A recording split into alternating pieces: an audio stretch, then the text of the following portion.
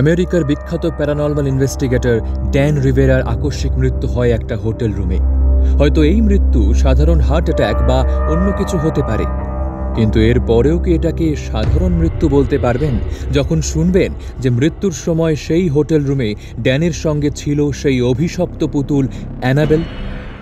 ভৌতিক সিনেমার মধ্যে অন্যতম সিনেমা অ্যানাবেল, কিন্তু চলচ্চিত্র হলেও বাস্তবে এই পুতুলের গল্প জানেন না এমন মানুষ আছেন কি?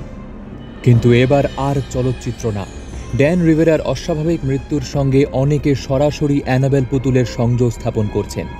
কিন্তু কেন?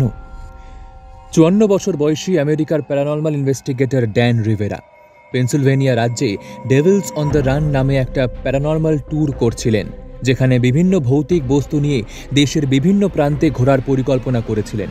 আর সেই ট্যুরে তার সঙ্গী ছিল অ্যানাবেল পুতুল, যার ইতিহাস জুড়ে রয়েছে বিভিন্ন সব ভৌতিক দাবি। জানা গিয়েছে, ভ্রমণের তৃতীয় দিনে গেটিসবার্গ শহরের একটা হোটেল রুমে হঠাৎই অসুস্থ হয়ে পড়েন ড্যান।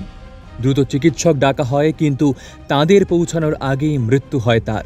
ঠিক কী কারণে তার মৃত্যু তা স্পষ্ট নয়। চিকিৎসকদের প্রাথমিক পর্যবেক্ষণে অস্বাভাবিক কিছু ধরা পড়েনি, তবে কী কারণে একজন সুস্থ স্বাভাবিক মানুষের এই রকম আকস্মিক মৃত্যু ঘটতে পারে? জানা যাচ্ছে, সেদিন শোয়ের শেষে ড্যান নিজের রুমেই রেখেছিল অ্যানাবেল পুতুলটাকে। তবে কি অভিশপ্ত অ্যানাবেল পুতুল আবারও নিজের অস্তিত্বের প্রমাণ দিল, নাকি এটা নিছকই কাকতালীয়? জানা যায়, ড্যানের ট্যুরের আগে পুতুলটি রাখা ছিল কানেকটিকাটের ওয়ারেন জাদুঘরের একটা কাঁচের বাক্সে তালাবদ্ধ অবস্থায়, আর বাইরে তাতে লেখা ছিল ওয়ার্নিং, পজিটিভলি ডু নট।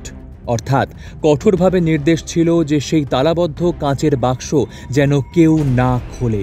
কিন্তু একটা ভিডিওতে দেখা যাচ্ছে ড্যান সেই পুতুলটিকে একা হাতে বাক্স থেকে বের করে স্থানান্তরিত করছে। এখন প্রশ্ন হচ্ছে, ড্যান কেন সেই নির্দেশ মানলেন না?